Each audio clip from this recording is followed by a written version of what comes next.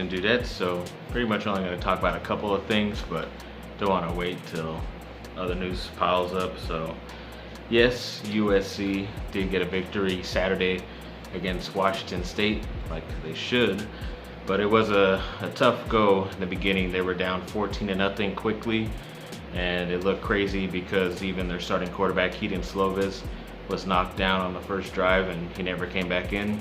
So they had to trust Jackson Dart, the true freshman quarterback, which is crazy, but luckily he's very talented. He shined, what basically everybody's saying.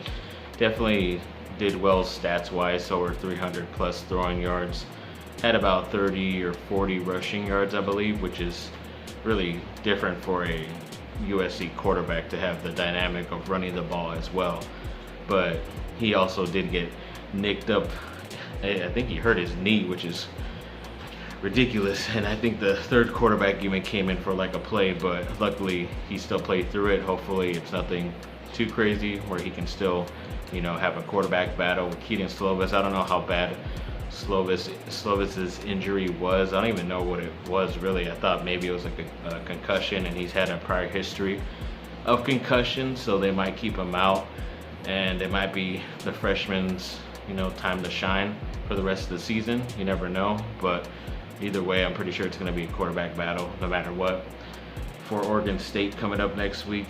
So pretty much it was an overall good game.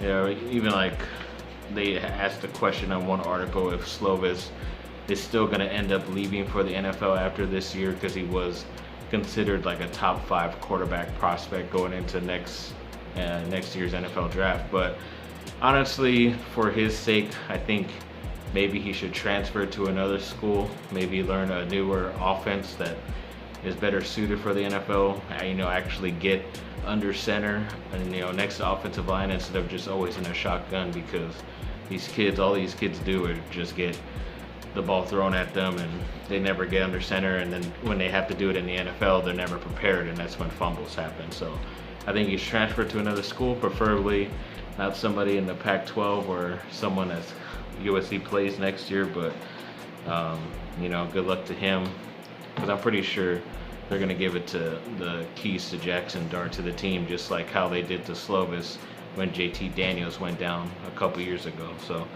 we'll see how that goes, but it should be very interesting.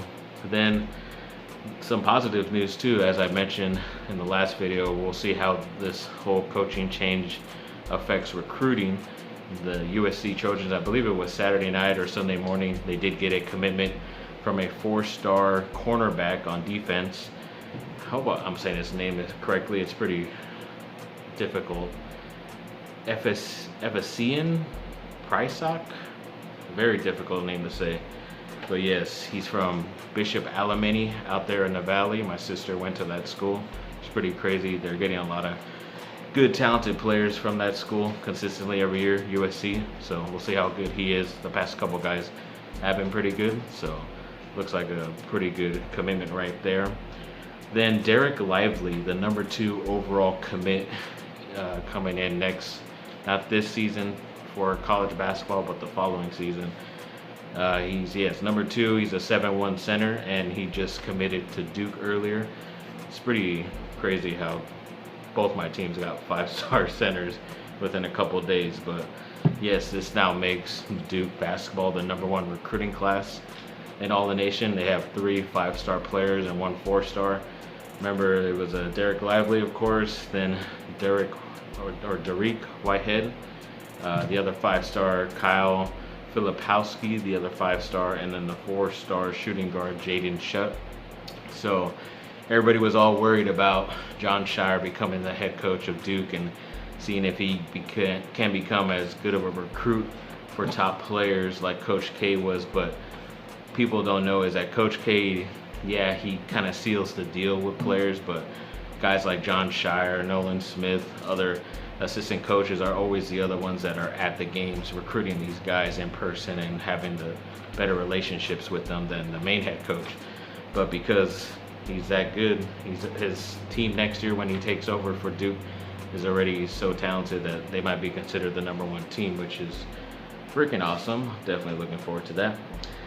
Then yes, get to the bad news of the weekend. The Chargers lost on the final play. I thought the final score was going to be the same thing as last week for them, but yes, it was 20-17 in a loss to the Cowboys. Sorry, all those fans out there that wanted my team to beat them, but I think this was definitely a game where the Chargers beat themselves. There was definitely some bad officiating both sides, especially like towards the end of the game. Maybe the referees got too worried because it was pretty much the only game that was on at the time, and I think they were just worried and started calling ticky-tack calls, as they call them, and the Chargers had way too many penalties. They had way more than they had the week before, and the week before they had some dumb ones, but they were able to overcome them because Washington pretty much lost their starting quarterback. But you know, Dallas is a very talented team. They deserve the win,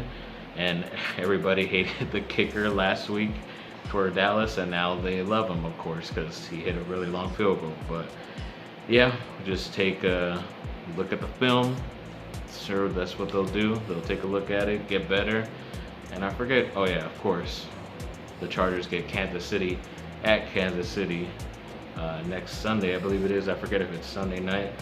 I don't think it's Monday, but yeah, they get that, and the freaking Kansas City Chiefs just lost. So you already know Mahomes is gonna go all crazy, especially when he gets back home, and I don't mind really, just because I have him on my fantasy team, so I can live with that. First year having him, and it's been pretty beneficial, I would say. So yes, a lot of big topics that happened with my teams past couple days. Yeah, but pretty much only 3 stories today. So yeah, thanks for watching, people. Like, subscribe, comment down below. Let me know what y'all think. Have a great rest of your day. Bye, on.